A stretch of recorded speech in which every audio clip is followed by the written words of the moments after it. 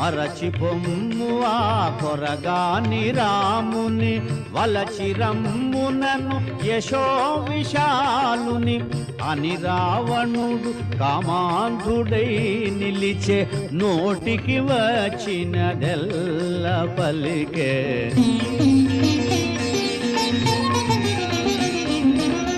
రాముడు వచ్చుట నన్ను గెల్చుట నిన్ను పొందుట కలలోని మాట బల విక్రమధన యశములందున అల్పుడు రాముడు నా ముందెందున యమకుబేర ఇంద్రాది దేవతల గెలిచిన నాకిల నరభయమేలా అని రావణుడు కామాంధుడై నిలిచే నోటికి వచ్చినదెల్ల పలికే.